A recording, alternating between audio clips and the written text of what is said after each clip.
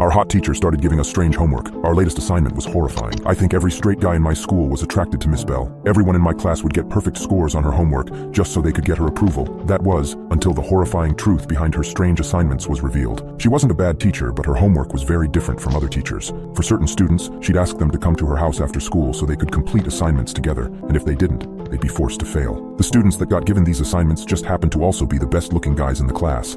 Of course, they didn't complain. Teenage guys getting invited to their hot teacher's house.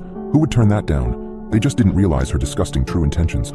The same can't be said for the girls in the class. They were clearly her least favorite students. She would usually just ignore them, or she'd just ask them extremely hard questions to make them look stupid in front of the rest of the class. Whenever any of the boys asked for help, she'd always make sure to lean right over their desk with a low button-down shirt to help explain. Specifically, the good-looking guys. My friend Sean nearly creamed his pants when she leaned down next to him when wearing a low button-down shirt to explain how to properly use an adverb. I mostly ignored this for the most part, until the rumor spread that Miss Bell was sleeping with her favorites. I thought this was bad enough, but the actual truth of what she was doing was so much worse. Most guys were fine with this rumor, but I always thought it was really weird that her students were around 15 or 16 at this point. That's really not okay. I don't care how hot people think it is. It's a bit personal for me, if I'm honest. My older sister was preyed on by one of her teachers when she was a freshman. It only came out when she got pregnant at age 14. That guy's still rotting in jail, and when he gets out, I'm gonna probably punch his face till it breaks. I didn't want to just throw around false accusations, so I checked for myself. I asked my friend Sean, who happened to be one of her favorite students. We were playing video games, eating mozzarella sticks, and just chatting it up when I decided to bring up Miss Bell. "So, what do you think about her?" I asked, snatching another mozzarella stick off the pile. Sean's face lit up in a way that made my stomach twist. "Oh man, she's the greatest. I got to study at her house last Saturday," he said. I swallowed. "Did all you do was study?" I asked, glancing up the stairs to make sure Mrs. Barnett wasn't within hearing distance. Sean grinned and leaned in close. "We did it on her kitchen table," he said. Well, that confirmed it. "Dude, she's like 30. That's not cool," I said, jerking away and nearly knocking over Mount Mozzarella. Sean snorted and rolled his eyes. "Come on, it's not like I didn't want it. And she's not 30, she's 28, he said, as if that made it all better. "I'm telling you, it's kinda creepy that a 28-year-old woman wants to do it with a 16-year-old, I said. He shrugged, and the conversation ended there. I wish I asked more. Maybe he would have told the truth about what she was really doing. God, I really should have talked with Sean about it more. That Friday, I'd forgotten my copy of To Kill a Mockingbird in Miss Bell's class and was heading back to get it when I saw she wasn't alone in class. Maybe hoping to get some evidence of her creeping on teenage boys, I listened in. I recognized the other person as Malcolm. Malcolm wasn't the brightest bulb in the package. He'd been held back a year and thought of himself as a badass just because he graffitied the school before. Right now, Malcolm was crying and I felt sick to my stomach. I just don't want to lose you, Tia," he said between choked sobs. "Oh, baby." Miss Bell brought Malcolm into a tight hug. "You won't lose me. I love you, and you love me. That's why I know you'll do your very best to keep me." Malcolm sniffled and pulled back, but there was this oddly peaceful smile on his face. "I'll do it. You know I can," he said. "That's my baby." I darted off after that, resolving on Monday that I'd go to the principal and tell him about the conversation I heard. I needed that much time to work up my nerve.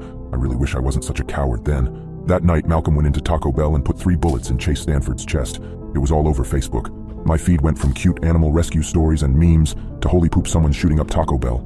The only person killed was Chase, and thank God no one else was injured, but it shook me to the core when it came out that the shooter was Malcolm. I thought this was extremely weird, especially after what I heard from him in Miss Bell's room. This was even more freaky when I came to the realization that Chase Stanford was another one of Miss Bell's favorite students. It was like everyone went effing crazy over the span of a single night. My mom ended up guarding the door with a gun while my dad watched the back door while wielding a baseball bat. I was ordered to stay in my room, and if I heard anything suspicious to immediately call 911. Turns out this wasn't the only thing that happened that night. Malcolm's murder spree had only just begun, and it wasn't only him who had suddenly gained a lust for blood. An hour after Malcolm murdered Chase, someone broke into a party at Elijah's house and proceeded to beat the hell out of him before putting another bullet in his back. Unlike Chase, Elijah managed to survive after some serious surgery, although he'd never walk again. Another one of Miss Bell's favorite students, Elijah, the head of the debating team and one of the hottest guys in class. Something was really wrong about this. Yet this wasn't the end of that night. Malcolm ended up getting stabbed to death that night by someone else. He was found bleeding out on a street corner. He didn't even make it until the medics got there. In his jacket pocket was a confession and a dedication. He was doing this all for his girl, to prove that he was going to be her true love forever and ever. Murder everywhere. Everyone in my school made it their responsibility to keep everyone updated as soon as they could. All I could do was watch. Max Reed broke into Brad Watson's house with a knife and murdered his parents. Brad ended up throwing Max down the stairs and the idiot broke his neck. Brad then broke into the hospital where Elijah was being treated and tried to get to him. He obviously got arrested. Someone broke into Jake Curtis's house and when he found out Jake wasn't there, ended up shooting both of his parents. Jake wasn't there because he was choking Oliver Ballard to death. The list goes on, and there was a clear pattern. Each of the murderers/victims were the favorites of Miss Bell. I had a breakdown and told my parents what I'd figured out. They immediately called the cops and tipped them off. Of course, the cops went to Miss Bell's house, but she was long gone. She'd probably not even returned home after school let out. Her car was found abandoned a few miles out of town. I ended up getting questioned about the other favorites, and I listed who else I knew was rumored to be a favorite. I'd like to think I saved a few lives by doing that. I didn't save Sean's, though. When the police caught up to him, he'd been in the process of shooting another student in the head, the mystery second shooter. I don't know how they talked him down from the gun, but he was brought in. He's going to spend a long, long time in prison. The sun came up and over a dozen people were dead. 5 favorites remained, and all of them were locked up in prison. Their stories were basically all the same, though. Miss Bell told them that they had to. She'd managed to manipulate all of her teenage lovers into murdering each other before she skipped town. Why, we don't know. Miss Bell's gone with the wind. Heck, they found out that wasn't even her real name. Her real identity is a mystery. Even to this day, every week I go visit Sean in prison. I'm proud of him for sticking around.